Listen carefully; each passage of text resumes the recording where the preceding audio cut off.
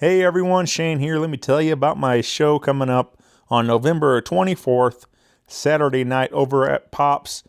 We're calling it Riffs for Gifts. Me and my friend Lexi Schlimmer put this show together for benefiting Toys for Tots, and we invited all along our friends. Outrun the Fall, The Poor, Steeples, Monk and the People, The Matching Shoe, and Silent Hollow, all performing live that evening on Saturday the 24th.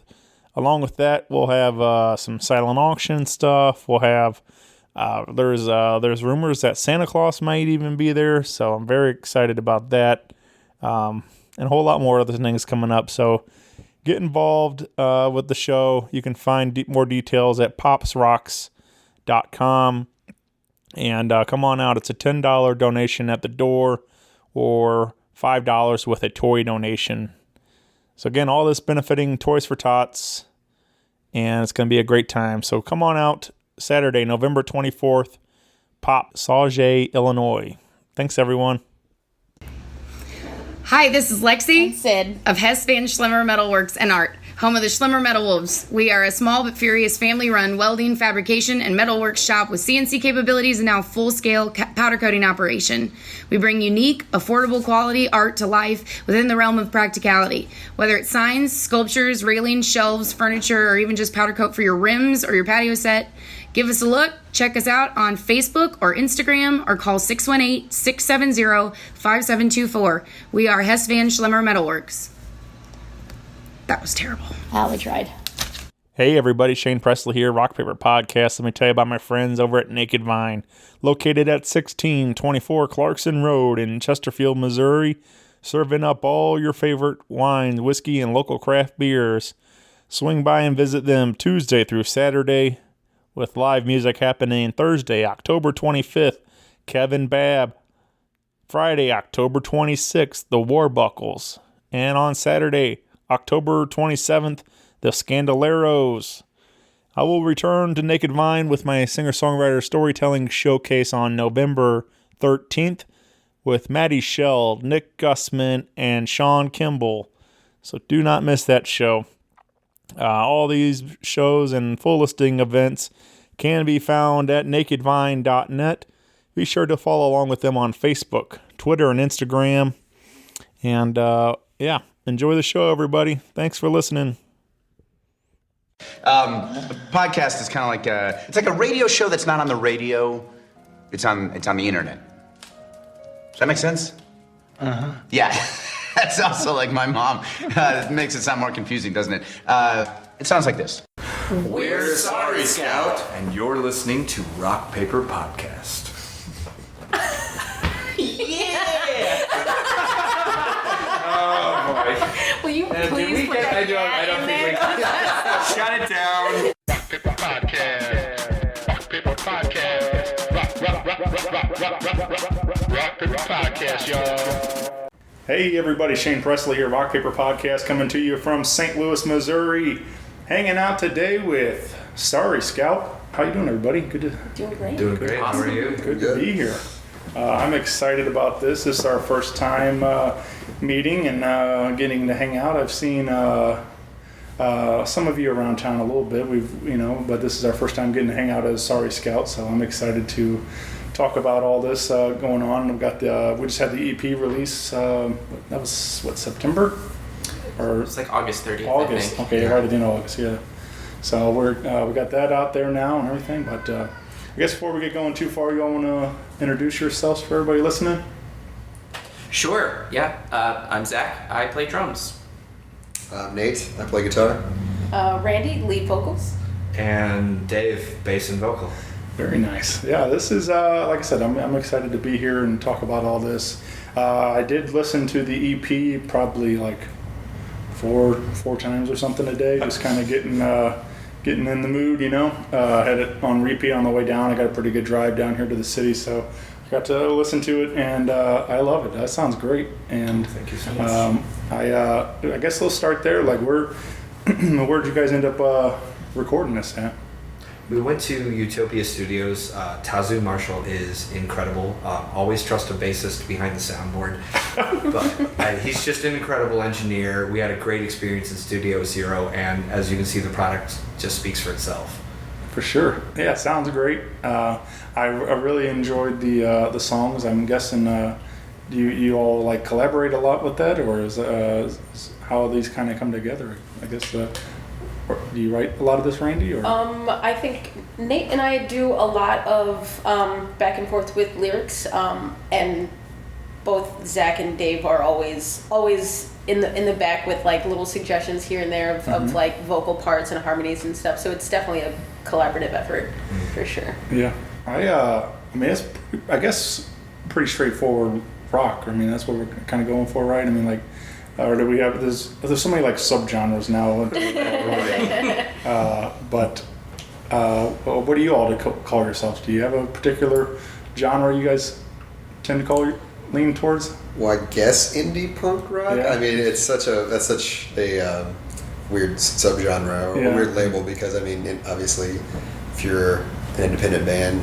If you have a certain sound, there's a bunch of different like subgenres of indie, right? And even that doesn't quite necessarily hit the nail on the head for our material because in that particular EP we kind of go from a harder edge kind of punk rock influenced song about sexual predation in a music scene to a song about gentrification that has an Americana feel to it, and then a song about former love that is all very poppy. Yeah. So. Yeah, we go everywhere from honestly songs that are more spaced out to things that can be almost like a Stacksville pop tune. It really runs the gambit. So the term rock is just more of an all-encompassing thing. Right. Yeah, I know it is funny that like, I mean, I don't know, like, I just call it rock, but I mean, like you're saying, there's indie, there's so everybody's got so many different genres and stuff. So I just interested because like, even now, like, it's sometimes you say some terms like and people like you say oh it's rock, well I don't like rock music, well it's like then they are afraid to like listen to it, but it's like it's more than just rock music like that, like it's like you're saying there's so much else going on. So I don't know, I really don't like to throw around to box anything in or whatever, but sometimes it's good to kind of give her at least an idea and stuff sometimes. But you I guess you all went into the studio this year, or is this something that you guys were recording for quite a while, or? I mean, it happened a few months ago. Yeah. It was kind of like the tail end of spring. Right, kind of come together pretty quickly. Yeah. It was, we did the majority of the recording all in one shot. It's typically the scratch and punch method is just the best way to do it.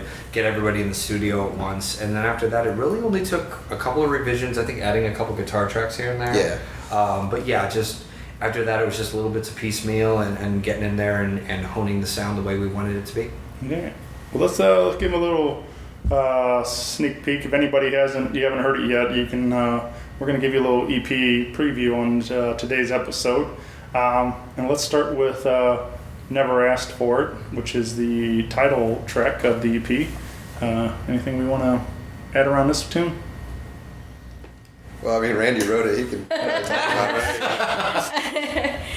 it. Yeah, I mean, this was a song that I started writing lyrically. Nate had sort of already provided a really awesome bass melody to it, and I just was a little bit inspired by some personal events in my own life, as well as being surrounded by a lot of women in the music scene who didn't always feel safe, and definitely called out like a pretty strong culture of as Nate mentioned, like kind of sexual predation and a lot of like people protecting predators essentially in the scene. And it was at the culmination of the Me Too movement and everything with Harvey Weinstein. It was just like it was kind of at the forefront of everybody's conversation nationally and locally, and it just, I don't know, it was just some anger I needed to get out, and and that's what Never Asked For It became.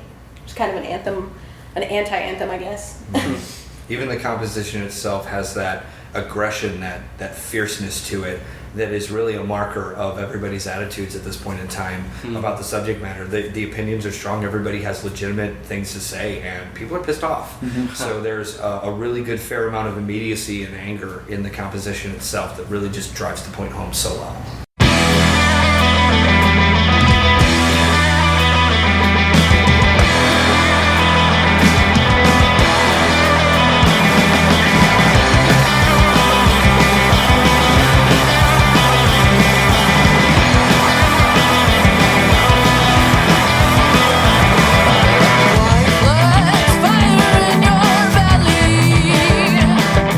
I can't help you cope anymore.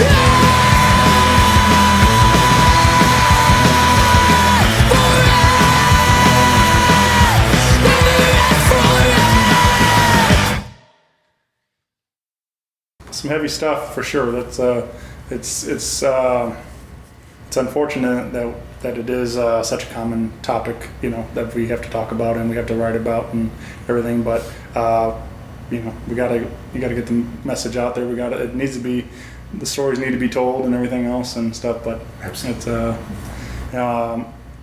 I guess let's go back a bit. Like I said, before recording this group, how did this group come to be? How did we start Sorry Scout? I had kind of been a fan of Nate in Kentucky Knife Fight, his previous band years ago, and I actually never met any of them, so I didn't really know him. But then saw him at a bar that was regularly hosting like open mic nights, and I was like, wow, this guy's really great. I just kind of fanboyed about it a little bit. It was so bad when I was there.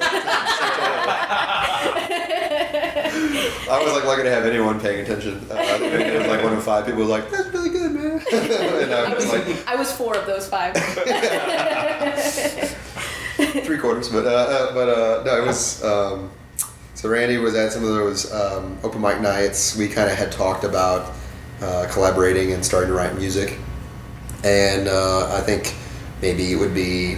So it was 2016, so it was like right around the time that they closed down, and we actually started like hanging out at his house and started to sit down in the basement and just like write some jams. There was a lot of I always hate the word jams, just kind of thing, but there was a lot of songs that Randy had already kind of composed, had melodies for like these various 4-chord progressions. And I would end up adding on maybe some other chords, trying to make something that fit within the key of the song and fit with his melody.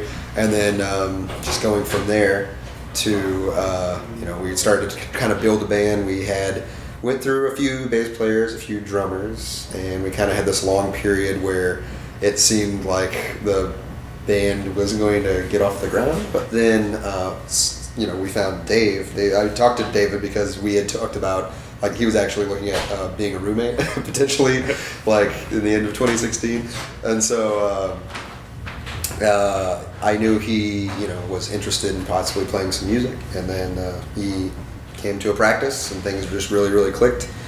I know Randy's getting some pizza right now, or else he'd be here to talk about more about the songwriting part.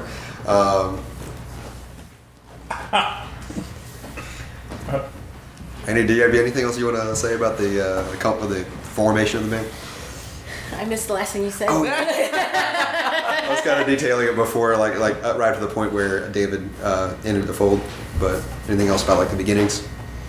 No, I mean it's pretty concise. I think that I fell in love with Dave's personality before I even knew that he was a great bass player. I'm not gonna lie. The dad jokes were just spot on. I was like, I will have him in this band if he just told dad jokes on like in a bass tone behind all his songs. I can still do that. I mean, I would love to not haul the equipment. He's our resident pun expert. Was there a particular dad joke that hooked you? So many. Now you're fishing for them. Oh, but I gotta reel you in somehow. I mean, these are just bad lines one after the other. No. I think it's the Rolodex quality. It's the rapid fire, man. Yeah. But he also brought the 30-part harmony thing to the fold, which we hadn't really tried before, to very much success with some former temporary band members. And we would give him this kind of idea, this half-baked idea for a song, or and in some certain instances it was fully fledged, but we didn't have a bass part. In some instances it was like, well, we have this part, what do you think about this? And then we were able to collaborate and build them up more. Mm-hmm. Yeah. Well, very cool. And then of course, Zach was a fairly recent addition. We did go through one drummer before we got there, but Two. Oh my God! Right. So technically, Seth. So technically, you are, I guess, the third drummer, because I never met the first 2. So I met the first 1. We actually So there's a whole we had form been of the through band. several. It was I think 4. Wow. And Okay, this is new. then the 5th. So he's technically like the 6th drummer. He's like 4 We or are 5, not right? Spinal Tap, Like, folks. yeah, like only a couple of them only lasted like 2 practices, and it just didn't work. Yeah, you're number 5. I mean, But- Dave Grohl was the 5th drummer of Nirvana. So, like, Yeah, so Good. there it is. Yeah, there you go. But yeah, I mean, Zach was introduced. Well, he was suggested to me. None of us had met him before, but he was suggested to me through another friend of mine who was a previous roommate and part of another local band. And she was like, "You would love this guy. He's amazing. Like, he's a great drummer." And at that point, we were all kind of a little beat down every time somebody was like, "I know a great drummer." We're like, "Do you?" But he came to one of our shows and sat like right up front, and I didn't know this until way later. A coworker of mine was like, "Oh, that's the new drummer. He was at this show, and he was drumming along to every song. Like, he knew every song from beginning to end before all of us had met him officially, and it was so cool. Like, the first time that he showed up to practice, he was ready to go, and we did a full set. Like, Nice. it was Yeah. incredible." Right. And now, because of him, we're going to be building 4-part harmonies into everything. So Yeah. these are going to get Yeah, we got a even drummer thicker. and a singer. Yes. Like, total win. Very cool. It's a podcast. I'm hair flipping, but you can't see it. Yeah. I've heard. I mean, obviously, you hear a lot of those stories. It takes sometimes it takes a while to find the right mix of people. I mean, it doesn't. There's a lot of great players in town, but it's a lot of finding the right personalities that all gel together and make it what it is today. So, but yeah, it's. I've heard a lot of those stories. It's like, and a lot of people kind of compare it to like a basketball team or something. You always take a while to find that starting 5 and stuff, but once everything clicks, it's like, all right, this is it. Everything feels right now. So Yeah, for sure. yeah. Well, let's drop in another one. This is Simona. It appears as track 2.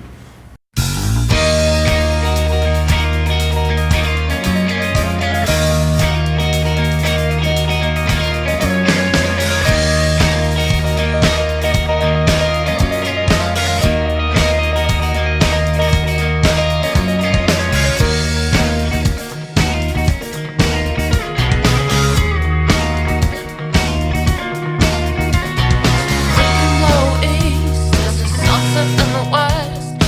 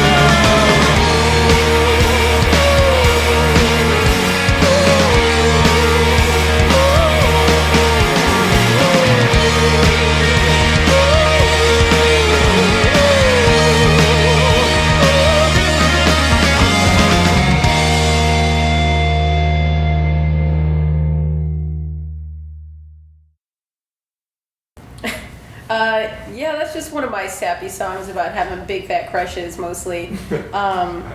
That was one of those songs where like I just really felt very intensely for a person for a very short amount of time, and I was so sure I was in love. I was so sure, but it wasn't like that. We actually are still friends, which is so awkward. We did this. We recorded the EP, and I had to message her on Facebook, and was just like, just so you know, I never actually changed the title of that song. But I mean, it mostly is just like one of those things where like I was very attached to the meaning of it when I wrote it, but then just had played it for so long that it just became like a melody that I really enjoyed. So, sure. And Nate really liked it as well, and I was like, "Are you sure?" Like, I'm still embarrassed. Like, but yeah, it's just silly love song. We do have a date coming up. You can come party with Sorry Scout at the Heavy Anchor in St. Louis on October 31st. Halloween night with Granddad, Bounce House, and Tiger Rider. 8 o'clock doors, 9 o'clock start. Let's talk about this night. This is, I guess, I'm assuming everybody dressing in costumes, or yeah, we're still working on that. We have brainstormed some costume ideas, and they're all fantastic. Yeah, that text thread got furious. I think that is the most exchange we've ever done via group text. And it was about outfits. This is what you expect from this band. Just to let you know. But it's important. It is. Yeah. Totally. We can guarantee it will be sexy. Mostly sexy. Yes. Definite sexy. Definite. 80% sexy, 20% awkward. There we go. Yes. I feel attacked. That's the Sorry Scout formula, ladies and gentlemen. We've heard it here first. Right.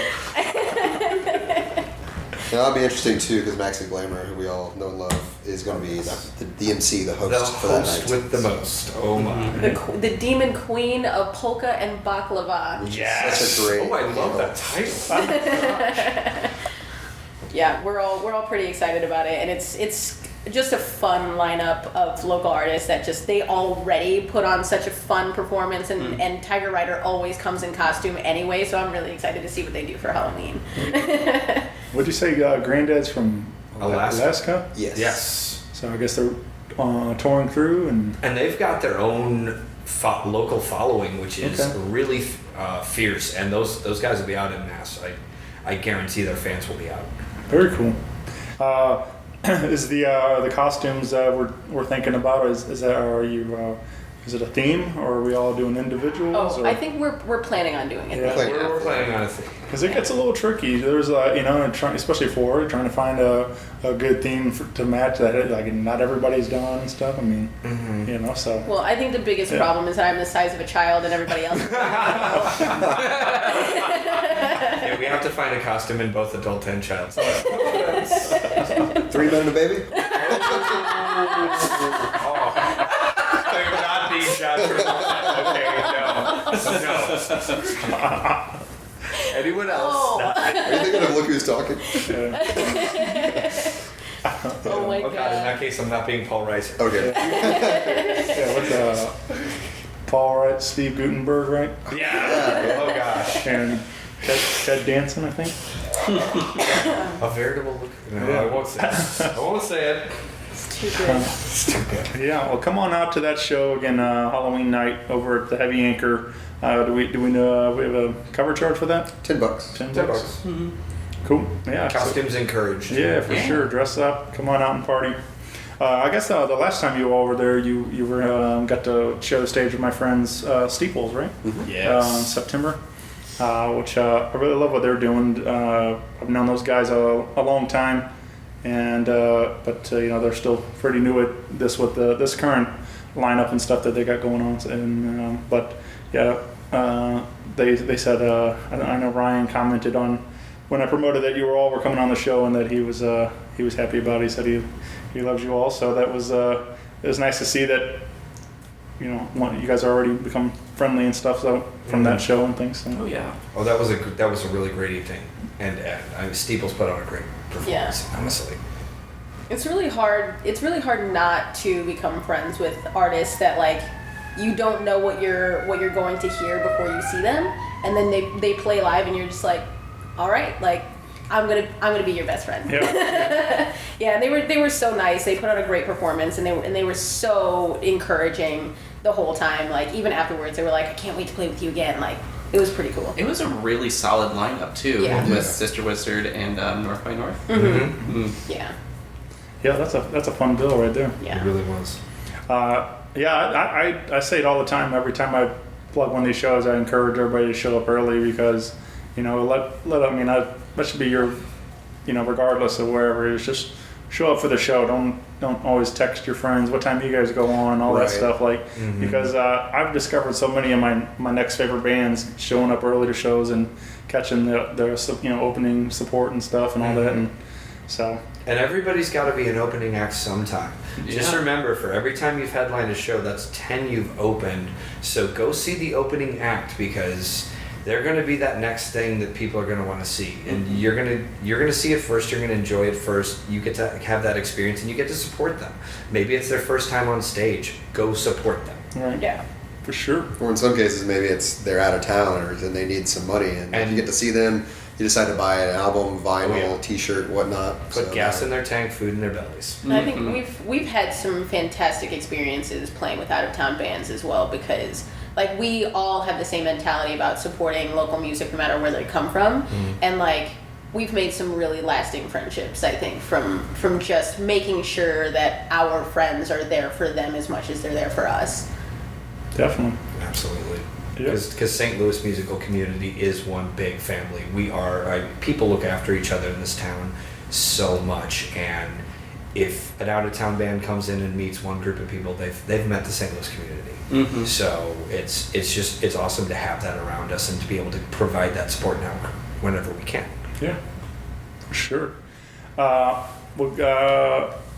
on out to that show, and again, you can find all the rest of the details and more upcoming shows on Sorry Scouts Facebook and Instagram. You can get involved there. You can head over to sorryscout.com and follow along with everything at the website. You have links to the EP on there, right? And everything, so that you can purchase that in physical copies or digitally wherever music's sold. You said we do have a couple of local record stores that are carrying it. We have Vintage Vinyl and Euclid Records store, so you can head on over to either of those and pick up physical copies of Sorry Scouts EP, so if you prefer that. Let's drop in this last one. This is rounds out this EP, and this is Great Modern Homes, which I might say is probably my favorite on here. Like, I really enjoyed it. I like, I don't know, it was fun to sing along to it. It's like kind of that, especially that chorus just kind of gets stuck in your head there and stuff. So, at least for me, I really enjoyed it. But anything else we want to add around Great Modern Homes? You want to talk about it? You're the one. You wrote it. Yeah, I wrote it for Crack Ceilings, which was a hodgepodge project that I had. It was just like a solo project from a few years ago that I went through so many iterations because when you're your own band, you have no springboard, no one to tell you, man, this sucks, you should do this again. Or, man, maybe you should think about this. Or there's no criticism outside of your own head. And if you're an OCD person like myself, then you're constantly like, I should change this, I should do this different, I should do this different.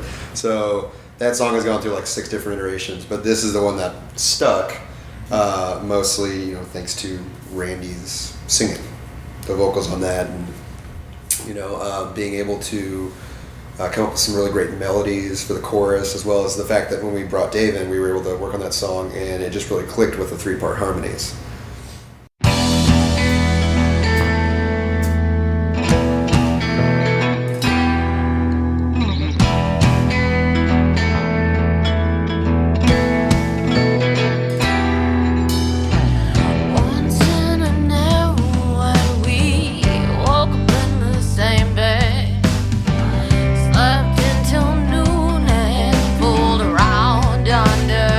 Shower head.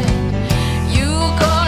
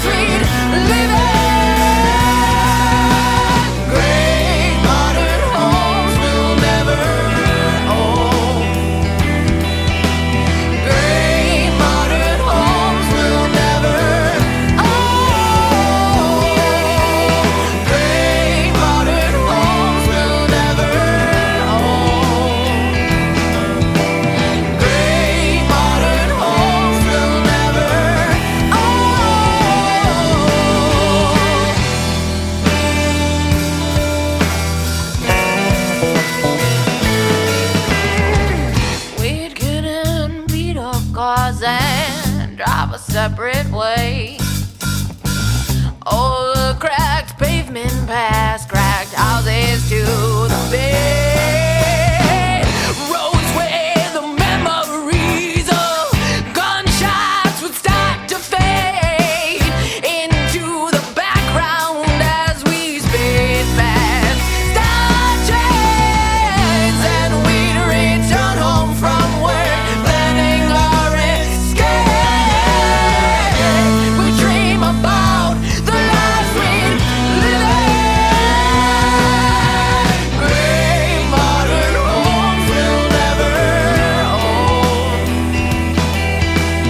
Gray modern homes we'll never own.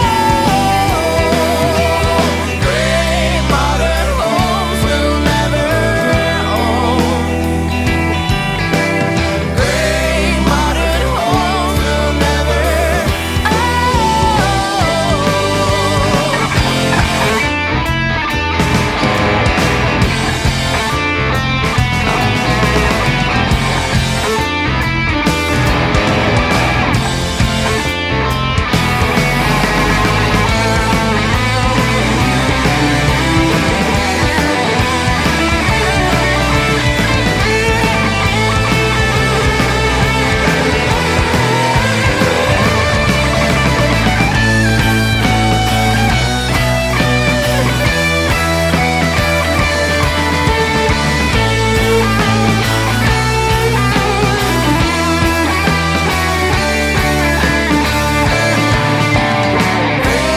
modern homes we'll never own.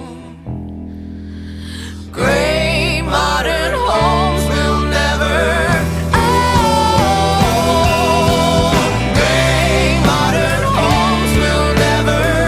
own. Gray modern homes we'll never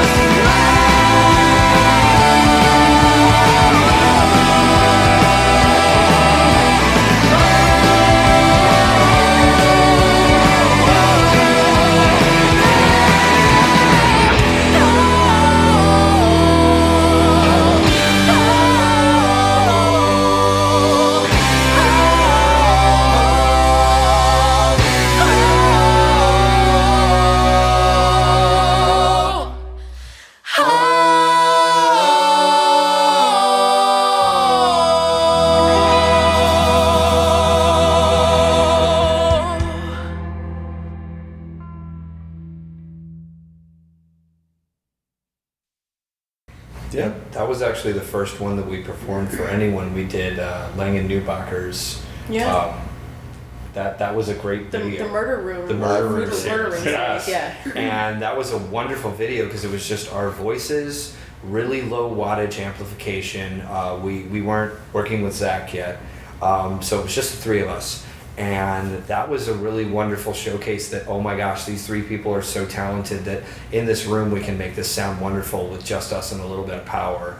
And at that point, I mean, I was already, I wanted to be 100% into this band, but that put me 200% in because I was like, okay, now these people are incredible and I have to keep working. And the fun tidbit about that particular recording that we did with Langen, it was maybe a few weeks or a month afterwards that we had done that, and she had posted it to YouTube and we had shared it to Facebook, and Nate and I went on a moonlight bike ride, and we ended up after the bike ride ended up at Atomic Cowboy, and they always like DJ Black Guy was doing a set there, and he does like a lot of video combinations with his sets, and he had mixed the Murder Room recording, which was like just guitars and vocals, with who was that? It was Humble by Kendrick Lamar. With Kendrick Lamar. And it was so, it looked ridiculous ridiculous, but it was so good. Like I was like, I would listen to this remix. Like, it was Randy's vocal melody, like just put in like part of the beat. Yeah.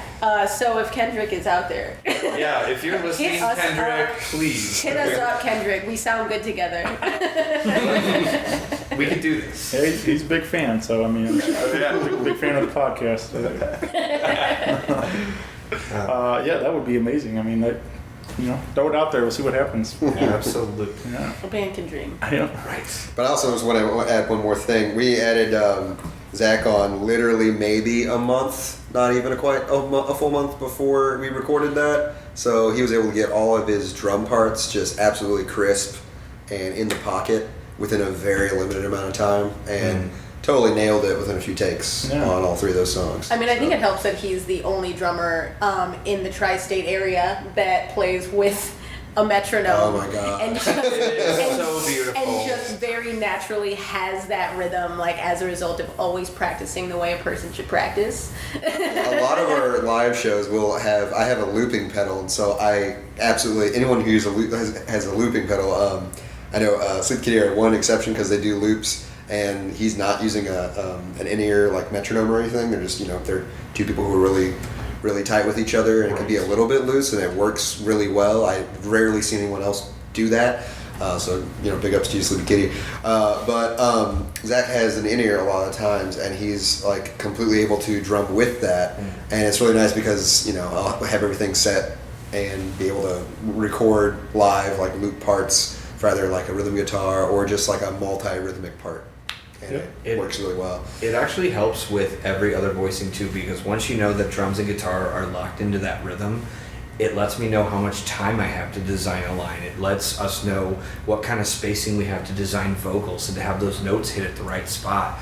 Having that concrete number for the tempo at least really just helps solidify a composition, helps lock everything in that much quicker. Nice. Yeah, very cool. I didn't realize that you. I haven't been able to see you live yet, but I didn't realize you were doing loops on that too. So. Oh, Nate does some pretty funky stuff. Yeah, it sounds like there's 5 of him sometimes. Right. Yeah. It's pretty great. I barely keep up. I'm working on it. Very cool. But you, again, like I said, this you've heard all 3 songs. You can head on over to iTunes or Bandcamp or stream it on Spotify. Hit up any of the members of the band for a physical copy, or come out to the show and pick up one there. And again, everything at sorryscout.com. And what's next? I mean, we had the CP. I mean, are we looking? Are we working on a full length soon, or is there what's next for Sorry Scout? We're kind of planning. We're kind of in on this. I think a lot of local bands have kind of hit upon the same thing. Whereas if you don't really have a label backing you, I feel like LPs or full length. Well, LPs definitely because they're vinyl very expensive, but like full length records anymore or CDs, 10, 12 tracks. It's kind of a luxury. Like it makes more sense in our current era and where we're at, like with the consumption of content, to create content on a more regular basis. I agree. And so it just makes a lot of sense to release multiple EPs. Now, obviously, we released the first EP and it's only 3 tracks, and so people were like, "It's only 3 tracks," but it's like, it's a good taste of what we're about. We're going to release something else as well with 5 or 6 tracks for the next EP.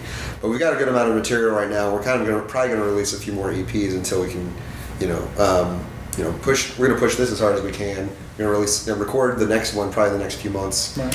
Release that, next summer probably, and try to push that very hard too. And then it's just a matter of getting out of town more often, which a lot of bands, we see a lot of local bands, get out of town, and we're very much, supporting the touring movement. And I think it's if you live in a place like St. Louis, you can be extremely. I think Pokey Lafarge is a good example of this. You can be, a big fish in a small pond. You do what Pokey did, and many other successful St. Louis based acts have done, and get out of town, and create little miniature followings regionally, and then start doing it nationally, and then get to the point where you release a record and it's you're on late night show or whatever. So go on Dave Letterman.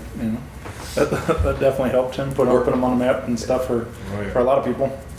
I agree though with the EPs because like I mean you guys could put out a double album or whatever and like I'll listen to it and I'll love it, but I'm still gonna as soon as I'm done I'm like okay, when's the next one? It's like, Exactly, right. No matter how much material you put out there, I'm still gonna want more as a fan, and so it's nice to kind of give them 3 at a time or whatever it is. Like give them little samples, keep holding them over till the next one and stuff. So absolutely, even separating down to the single track, because a lot of bands have adopted that model.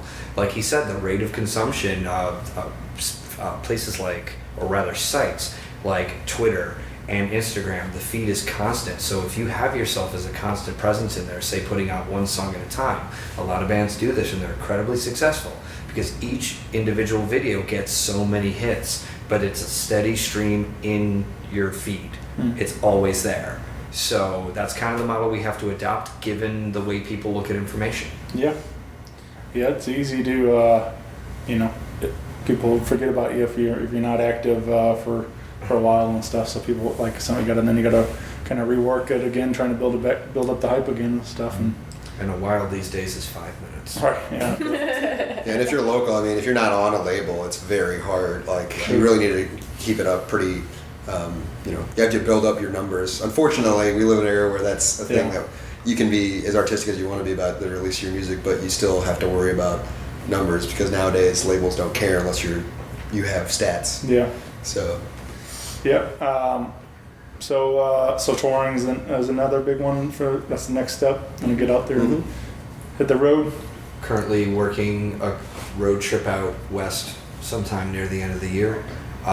We're going to try and hit all the 4 cardinal directions, really, just get out. The Midwest is kind of interesting. It's good for short distances, but it's odd in the way that people pass through the area.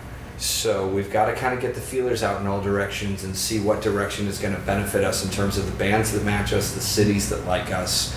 And this is just sort of throwing the feelers out in each direction, just putting a toe in the pond to see what happens. Mm-hmm. Yeah, I think that. I just imagine, I talk a lot about it on this show with a lot of different bands, but I just imagine that's got to be one of the most fun things is just, hitting the road with your buddies and playing music, letting music take you around the country and stuff. And, or I got my buddy, Gavin, he's going to Europe and stuff now and, going international. So I think, it's just cool to see people actually chasing the dream and doing it and stuff. So. We get out there again. Check out the EP and come out to the show on a Halloween night, October 31st, and at the Heavy Anchor. Again, Granddad, Bounce House, Tiger Rider, and Sorry Scout. And again, 8 o'clock doors. So come on out and party. And again, everything at sorryscout.com. Well. I really appreciate you all taking some time out to hang and getting to share some of these stories and everything. Again, I love the EP. I'm really excited to hear what's next for the group. So thank you for sharing this with me and everybody. So thank you for taking the time. One more thing, I know Tazzy Marshall was the one who produced and recorded, did the sound engineer, but I just wanted to throw this out there. Blue Jade Audio, which is it's true. Yeah, Brad Sarno, he's the one who mastered it. I would highly recommend him if you're a local band looking to get mastered. He did incredible. Great work. I also gotta give thanks to you because you're able to cover all these different like local based bands and like you've done a really great job of pushing people to get out and see live music. So can't like overlook that. I mean that's like a very big thing in this town. Sometimes people just have a real hard time getting motivated to get out the door, and the fact that you're doing what you're doing and putting together a podcast that gets people excited about bands is it's really above and beyond. Absolutely. Thank you for that. Yeah. Keep doing what you do. Thank you. Yeah, I'm having the time of my life doing it, so nice. I'm not slowing down anytime soon. Oh yeah, love it. But yeah, I get more. I think I talk about it a lot again, but I get a lot more comments and compliments and everything about those lists I do and stuff, and people like really appreciate those, and I'm like, good, like share them, tell them everybody, whatever. It's like I'm just doing it because I got sick of everybody saying there's nothing to do in this town. I'm like, there's so much going on in town. Doing the Lord's work. How many have you done so far? Podcasts? Yeah. There's at the time of recording, there's 629 of them. That's amazing. Currently up there, which I have like probably another 10 of them like recorded that'll be coming out. So That's fantastic. Wow. Been keeping busy. May 2014 we started, and then so that's in the last 3.5 years or so. I've been That's a pace. keeping busy. So No kidding. trying, keep on grinding. I mean, I believe in what we have going on here. I believe in the talent. I believe in the people, and I just want people to start taking notice. So, I'm trying to do my part. Mm-hmm. So, yeah. But thank you all for the kind words. I appreciate that. Mm-hmm. Yeah. All right. Thanks, everyone. Bye, everybody. Bye.